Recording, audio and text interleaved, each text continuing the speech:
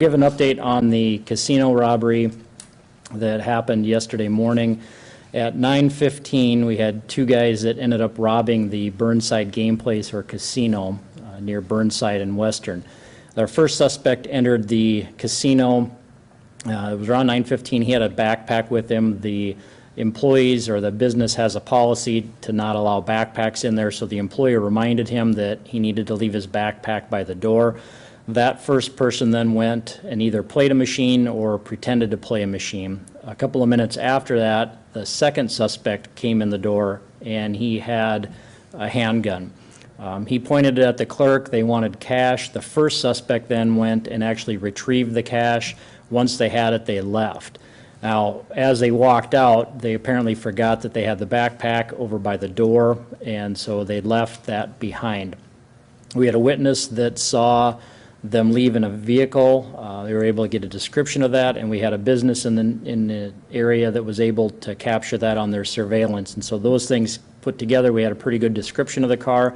Inside that backpack were some different papers, which led us to a couple of suspects and then further information on the vehicle they were driving. So we had a lot to work with yesterday morning. About 1:45, we had a detective that spotted that car, called for a patrol officer, and that vehicle was stopped near 10th and Cleveland. The driver of that car, we believe, is the first guy that entered that had the backpack. He had a small amount of marijuana with him, and he was arrested for first-degree robbery and then possession of marijuana and paraphernalia. So we had the other person that we were looking for. About 11 p.m. last night, we had a call to a hotel on West Russell in the 1300 block of West Russell. The employee had said there were some people that were smoking marijuana in the room and were refusing to leave, and it turns out this was our second suspect. So no gun was found. He had a small amount of marijuana. He was arrested for the robbery, possession of marijuana, and failure to vacate. The big thing that we're looking for now is the gun. We've got a lot of other information to follow up on. There are a lot of similarities between this robbery and the other one at the Golden Coin Casino, which was our other most recent one. At this point, we're not able to say for sure that these suspects committed that robbery, but that's one of the things detectives are looking at. So there's certainly a chance that there may be more charges, but we've got a lot of work on the investigation side before that would happen. The two guys, the first one that entered the casino, his last name is Jackson, Jackson. First is Demetrius, Demetrius. Middle is Ramal, I think, Remall, and he is 39 from Sioux Falls. The second person, his last name is Clark, Clark. First is Davon, Davon. Middle is Darnell, Darnell, and he is 33 from Palmdale, California, Palmdale. Palmdale, I believe, is one word, right? Any questions about that robbery? Do you remember any details from the Golden Coin? That was a two-person operation? It was two-person, yeah. The Golden Coin, and I don't have the date offhand, but the Golden Coin, that was two people that entered. They both had like hoods and masks, I think hooded sweatshirts and masks, and one of them had a handgun. But there's, like I said, there's similarities between these two, but not enough that we have any charges at this point. Okay, I'll step aside and let Captain Colwell come up here.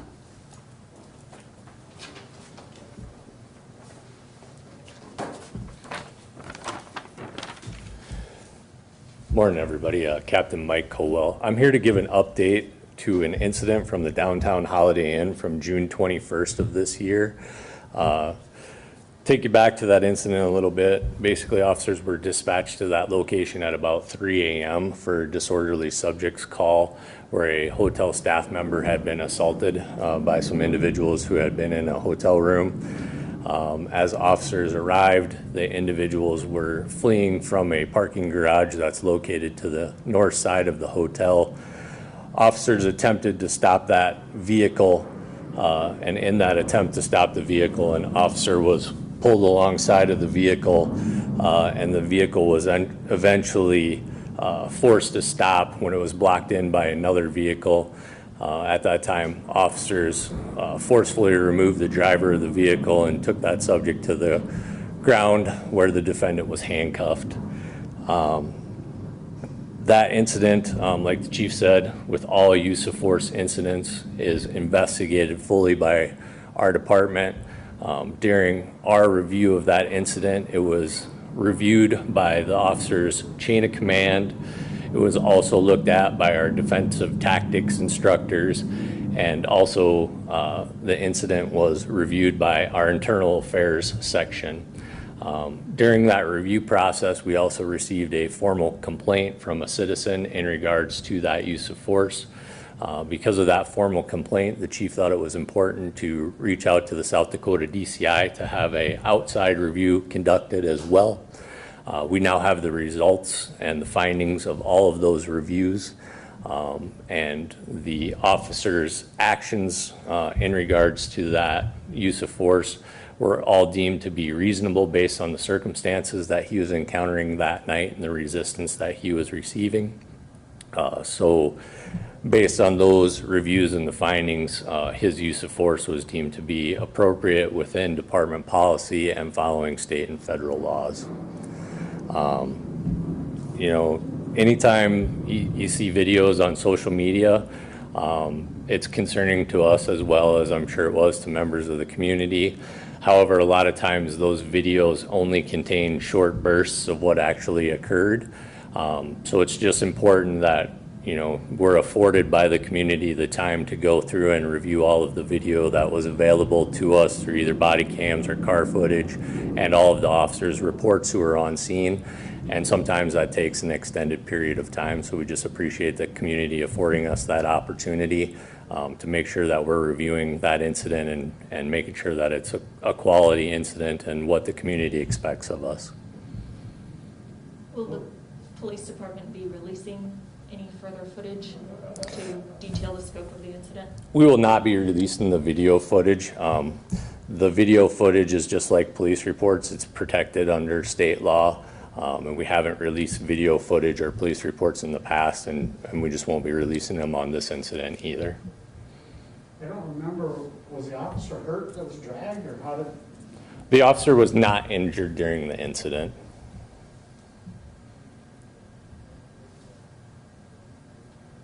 Any other questions about the incident? What's next for the formal complaint?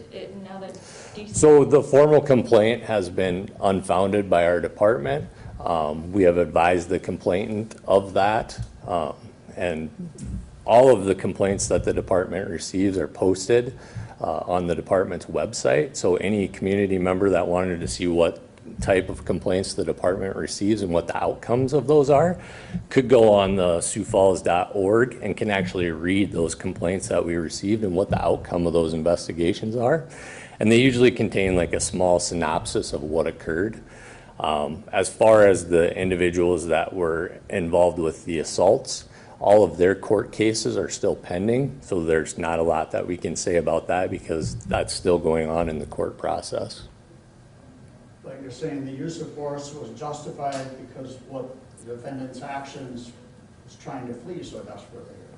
Absolutely. So the use of force that was used by the officer was reasonable based on the circumstances that they were encountering at the time and necessary to take the person into custody to hold them accountable for their actions. Just to be clear, can you state the department's use of force policy? So your question is, what is the department's use of force policy?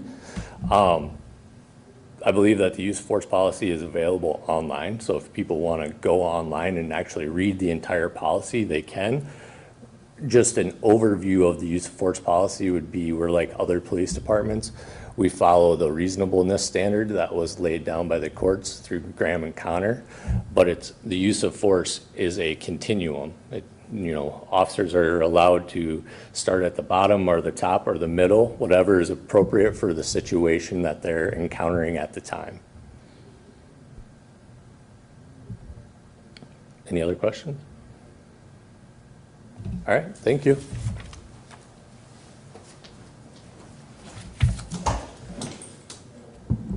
All right. I don't really have much else on the log. The aggravated assaults, we had somebody swung a box cutter at another person. No, there was an arrest on that one, no serious injuries from, or, I'm sorry, no arrests on the first one, no serious injuries. The second one was a person that was punched and kicked. That one, also no arrests on that one, but no serious injuries. The assaults, nothing big from those. The burglary, we had a couple of houses that were entered, some tools that were taken. The family disputes and offenses ended up being reports, mostly stalking and no contact violations. Frauds, we had some credit cards and checks. Larcenies, a few bikes, some shopliftings, license plates, nothing real big. Narcotics had some marijuana and meth. Robbery we covered already. The sex offense, first one involves juveniles. The second two were sex offenders that didn't register. Simple assaults were just that, no aggravated assaults there. Nothing suspicious from the unattended death. The vandalism was a hotel room that was damaged. No arrests on that one. The weapons violations, the first one was just some information. The second one was a person that was threatened with a knife. No injuries from that one, but we found him and he was arrested. And I don't know if the heavy rain, I guess, I don't know if we call it a flash flood this morning, but yeah, some parts were, had pretty, I guess, waterlogged intersections. The main thing we did, I found there was one call about a stalled vehicle from the water. We did have 8 different calls about manholes that were basically blown off from the force of that. And we've seen that before, it's fairly typical, but that's one of the things that's probably a good reminder for people. You know, you don't see those manholes, and if they're gone and you're driving through, 4 or 5 inches of water, it's tough to see that. So there's a chance that if you're driving through those roadways when there's water covering it, you can't see what's down there, and we sure wouldn't want to see somebody drive through a open manhole. But I didn't hear any reports of any damage except for that stalled vehicle, and the owners were able to get that out themselves. Anything else? Okay, thank you.